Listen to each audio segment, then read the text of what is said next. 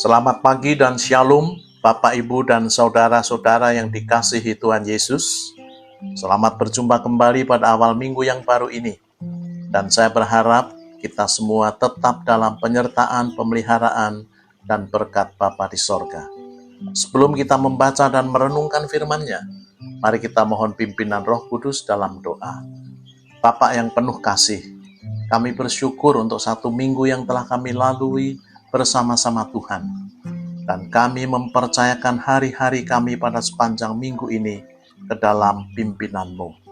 Kami mohon pencerahan Roh Kudus atas firman yang akan kami baca dan renungkan, agar kami mengerti dan menjadi pelaku firman-Mu. Demi nama Putra-Mu, Tuhan kami Yesus Kristus. Amin. Tema minggu ini menjadi berkat di tengah-tengah kesesakan. Teks saya ambil dari kitab Kejadian pasal 39, ayat 1 hingga ayat yang ke-23. Sebagaimana biasa, saya membaca sebagian dan saudara membaca selengkapnya sendiri. Demikian firman Tuhan. Setelah dilihat tuannya bahwa Yusuf disertai Tuhan dan bahwa Tuhan membuat berhasil segala sesuatu yang dikerjakannya, maka Yusuf mendapat kasih tuannya dan ia boleh melayani dia.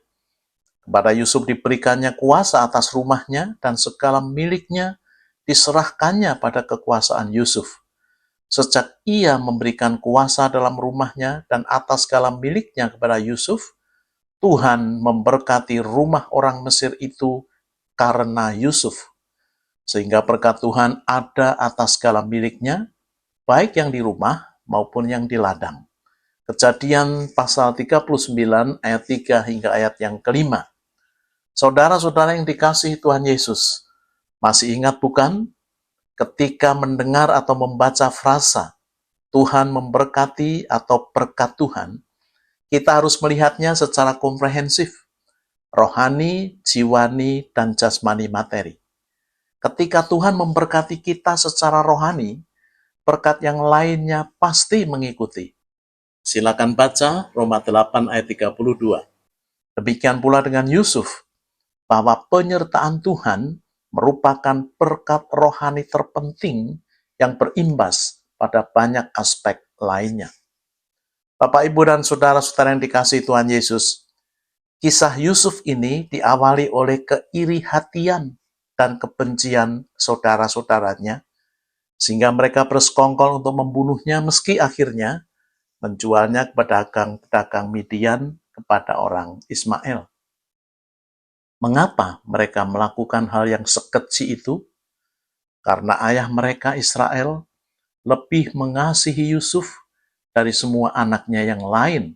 Kejadian 37 ayat yang ketiga. Mengapa Israel lebih mengasihi Yusuf? Sebab Yusuf adalah anak Rahel, istri yang dicintainya.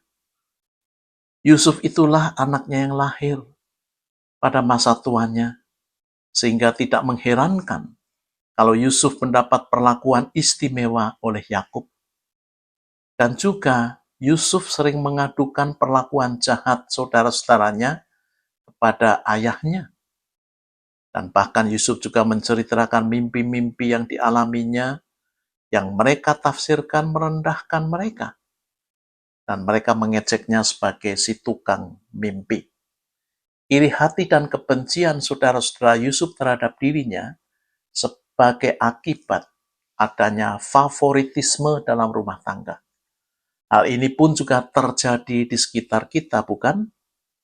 Ada anak yang menjadi favorit ayahnya, dan yang lain menjadi favorit ibunya.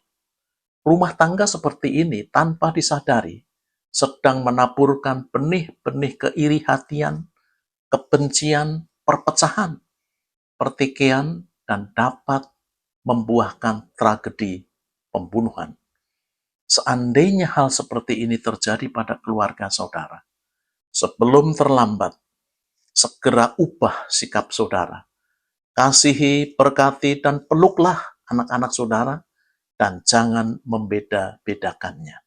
Saudara-saudara yang Tuhan kasihi, akumulasi dari hal-hal tersebut menimbulkan rekayasa yang pada akhirnya mereka menjual Yusuf kepada orang Ismail. Dan orang Ismail itu menjualnya kepada Potifar, seorang pegawai istana Fir'aun, kepala pengawal raja.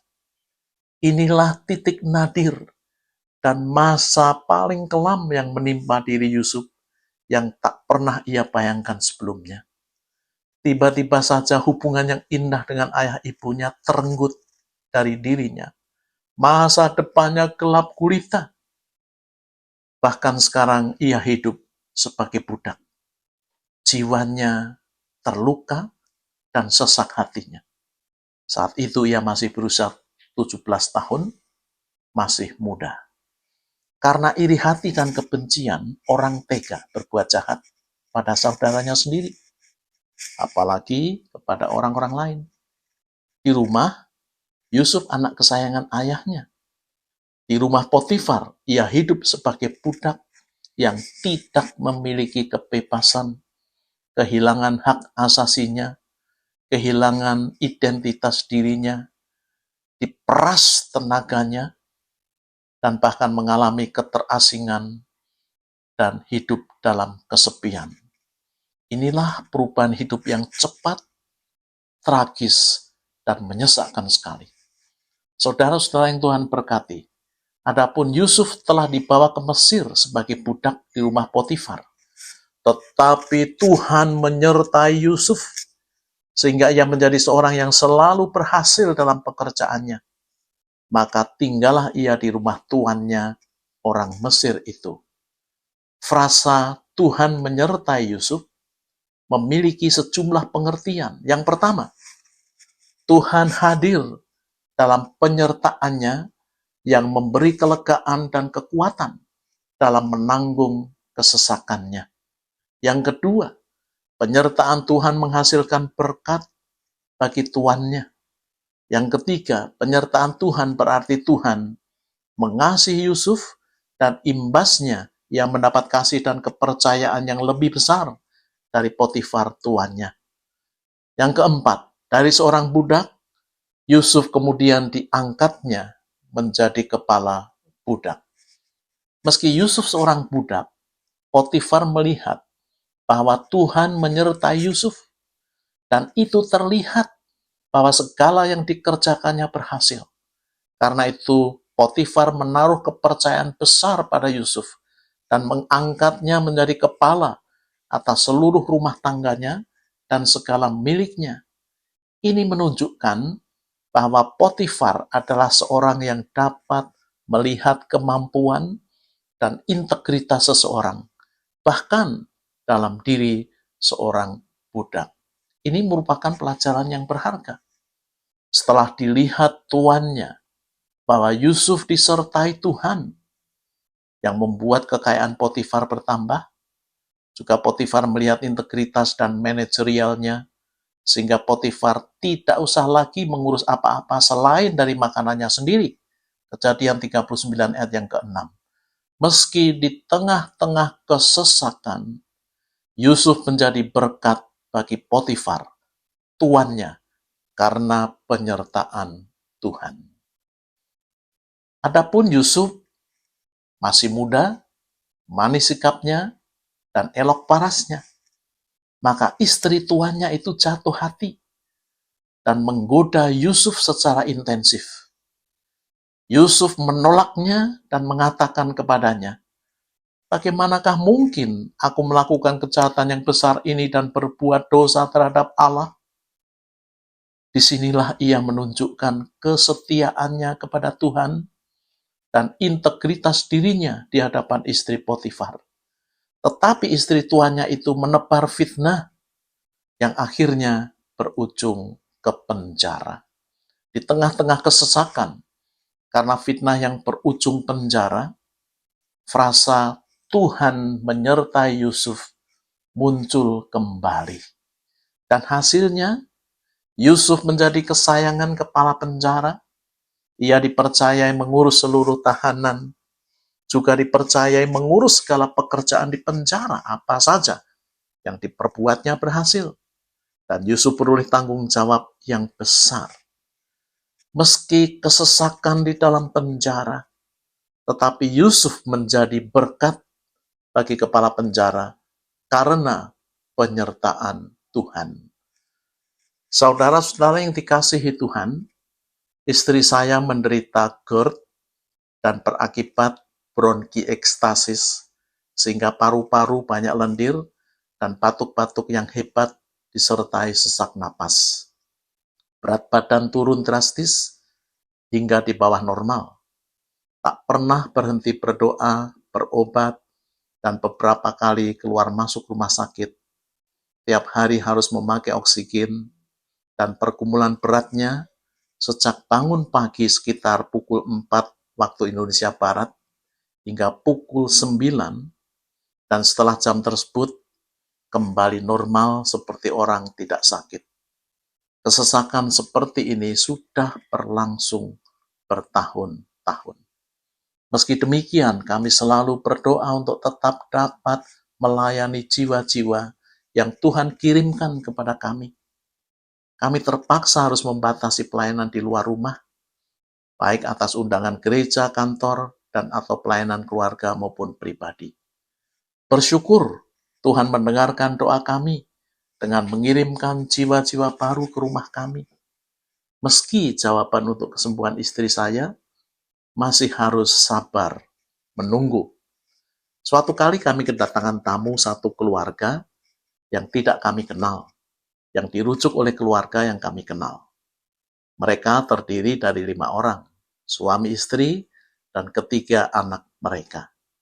Anak-anak sudah besar. Di rumah mereka sendiri, selfon si bapak sering hilang. Diduga disembunyikan roh-roh jahat. Dan anak pertamanya sering kehilangan laptop dan tabletnya. Kadang 1-2 minggu kemudian ditemukan di mobilnya. Kadang hingga 3 minggu baru ditemukan di meja rias di kamar. Hal seperti ini sudah berlangsung berbulan-bulan. Keluarga ini sudah minta tolong ke pimpinan gerejanya, tetapi hasilnya nihil. Akhirnya kami layani mereka, kami doakan dan usir segala roh jahat yang mengganggu. Hasilnya, selepas dari rumah kami hingga 6 bulan terakhir ini, kejadian tersebut tidak pernah berulang kembali. Semuanya baik-baik saja. Terpujilah Tuhan Yesus. Saudara-saudara yang kekasih, bagaimana cara kita dapat tetap disertai Tuhan dan dapat menjadi berkat bahkan ketika kita mengalami kesesakan? Ada beberapa hal yang harus kita perhatikan. Yang pertama, tetap percayai Tuhan dan firman-Nya dalam berbagai situasi dan kondisi. Yang kedua, tetap melakukan tugas dan tanggung jawab kita sebaik mungkin. Yang ketiga, tetap setia kepada Tuhan dan pimpinan di tempat kerja. Yang keempat, tetap kasihi dan ampuni siapapun yang berbuat jahat kepada kita. Dan yang terakhir, kalau kita jatuh ke dalam dosa, segera minta pengampunannya. Amin. Mari kita berdoa. Bapa, kami bersyukur dapat belajar dari Yusuf yang Tuhan sertai senantiasa dan menjadikannya berkat dimanapun ia berada. Juga terima kasih untuk pengalaman hamba-Mu yang juga memberkati sejumlah orang meski dalam kesesakan. Terima kasih Bapa, dalam nama Tuhan Yesus. Amin. Saudara-saudara sekarang terimalah berkat yang dari Tuhan. Tuhan memberkati saudara dan melindungi saudara. Tuhan menyinari saudara dengan wajah-Nya dan memberi saudara kasih karunia. Tuhan menghadapkan wajah-Nya kepada saudara dan memberi saudara damai sejahtera. Amin.